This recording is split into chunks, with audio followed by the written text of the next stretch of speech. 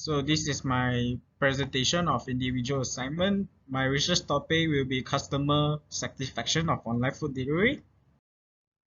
So this is the table of contents of my presentation. The first one will be introduction and literature review. The second one will be methods. The third one will be discussion of result, data analysis, and findings. The fourth one will be conclusion and recommendation. Introduction. Online food delivery satisfaction among customers seems to be a positive indication of how well an organization accommodates its requirements. This study was designed to evaluate how customers' use of online food delivery service. Data were obtained from customers who have been easily identified, whereas the evaluation of the elements was modified from previous research. The aim of this research was to assess the customer satisfaction of online food delivery. The customers were given the questionnaire, most of them answered. The finding, conclusion, and recommendation are included in this section. So methods. So like you will see the presentation of this slide. So all these research data were elaborated using a questionnaire that a team of customers produced. The customer satisfaction questionnaire regarding online food delivery comprised 15 responses. Utilizing simple methodological approach, the data used for this study has been obtained. The primary data was obtained using a proportion of response. The data gathering technique for this research may be constrained to something like a survey. So the third slide, the next one will be discussion of result and data analysis and findings. The main objective of this study was to establish how satisfied consumers have been with meal deliveries made online. Customers will receive one among 15 questions, as well as the result of the data analysis are presented below. All consumers have also been asked to determine their age group as well as the outcome which are given in the figure.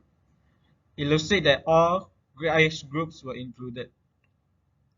The overall proportion was just as follows: 10% of respondents between the age of 13 and 17, 77% between the age group of 18 and 25, 6% between the age of 25 and 30, and 77% of respondents were 31 or older.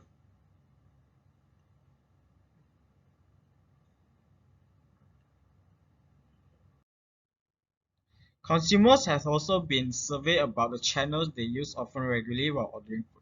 This consequence as illustrated by the statistic as seen in the figure. According to the numbers, 64% of clients order food through GrabFood, 27% through Foodpanda, 5% through Delivery Eat, 2% through HappyFresh, and 2% through Bungkus Eat.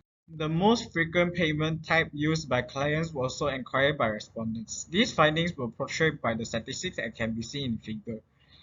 The result revealed that 3% of clients use cash on delivery, 7% use FPX online payment, 10% use e-payment and GrabPay, 13% use online banking, 17% use e-wallet, and 20% use debit and credit cards. Clients were also questioned which meals they frequently purchase online with deliveries. These outcomes were illustrated by evidence can be seen in the figure. Clients prefer lunch meal 54% of the period, dinner meals 40% of the period, and morning meals 6% of the time as a result. Furthermore, all clients were required to determine the delivery service. This outcome were displayed using statistics as can be seen in the figure. This finding demonstrates that 0% of consumers are very displeased with the delivery service, 10% are disappointed with the delivery service, 13% are indifferent about the delivery service, 20% are pleased with the delivery service, and 57% are satisfied with the delivery service. Two significant and well-known food delivery service strategies are defined as an outcome of this study, and they are extensively employed among customers to purchase and receive their meals.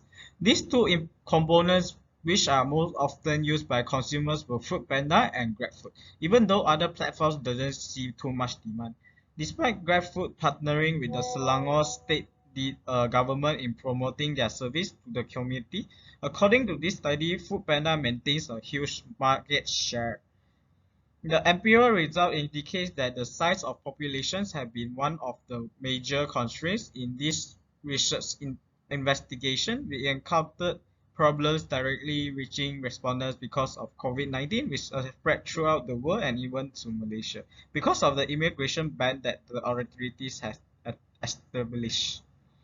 In consideration of this, we would like to encourage the relevant investigators to widen the scope of their consumers, considering that the investigator could communicate with anyone and everyone, including employees, housewives, and students. The number of consumers can indeed be expanded in the circumstance. So this is my last slide. Thank you and very much to listening to my presentation. Thank you.